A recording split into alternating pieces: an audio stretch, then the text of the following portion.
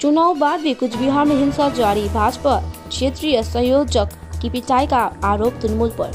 लोकसभा चुनाव के बाद भी कुछ बिहार में हिंसा जारी है। दिनहाटा के बाद कुछ बिहार के तवगोरी इलाके में बीजेपी क्षेत्रीय संयोजक की पिटाई का आरोप तृणमूल पर लगा है। रात करीब 9 बजे इलाके की लाइट बंद कर बीजेपी के क्षेत्रीय संयोजक सुजीत कुमार दास को जमकर पीटा गया। उन्हें गंभीर परिस्थिति में कुछ बिहार मेडिकल कॉलेज में भर्ती कराया गया है। সুজিত দাস এটা হচ্ছে আমাদের ডাগুড়ি অঞ্চল কনভেনার বিজেপির।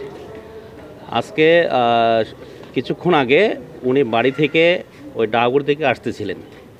সে আসার সময় তৃণমূলের হারমাদ বাহিনী তাকে টেনে নিয়ে যায় এবং টেনে নিয়ে প্রচণ্ড মারধর করে, মাথায় মারধর করেছে, রক্ত বমি করতেছে, এখন খুব সেন্সলেস অবস্থায় আছে।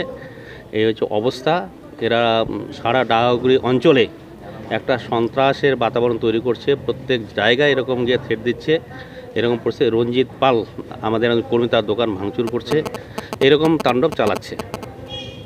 মানে এটা কারা করলো তার চিহ্নিত করে চিহ্নিত কোনো এখন যাকে মেরেছে সে তো নাম আমরা ঠিক বলতে পারবো না কারা কারা ছিল। এরা এরকম করছে, হারমাদ বাহিনী আছে, ওরা ঘুরে ঘুরে বেড়াচ্ছে। গতকালকে এই ঘটনা ঘটেছে। সারা দিন তো অনেক ঘটনা ঘটেছে। বিজেপির ক্যাম্প ভেঙেছে, তাড়িয়ে দিয়েছে লোকজনকে। তারপরে আবার বিকালের দিকে 120 এবং 121 নম্বর বুথে ওখানে গিয়ে ওই আপনারা টিভিতে দেখেছেন, এক মহিলাকে চাকু দিয়ে তার গালে মেরেছে, এটা আপনারাও দেখিয়েছেন। তারপর একজন কর্মীকে মাথা ফাটিয়ে দিয়েছে, তাকে আমরা কালকে হসপিটালে নিয়ে এসেছিলাম। তারপরে কিছুক্ষণ পরে আনুমানিক 6:30 7টা থেকে তার যে দাদা তপন দাস তাকে তার দোকান থেকে উঠিয়ে নিয়ে যায় এবং কোথায় নিয়ে গেছে 3 ঘন্টা রেখেছে। এমন মার মেরেছে, একদম মাথা থেকে শুরু করে পা পর্যন্ত একদম থেতলে দিয়েছে। রক্তাক্ত অবস্থায় সে কীরকম করে বাড়িতে এসেছে, সে মৃত্যুর সঙ্গে পাঞ্জা লড়ছে।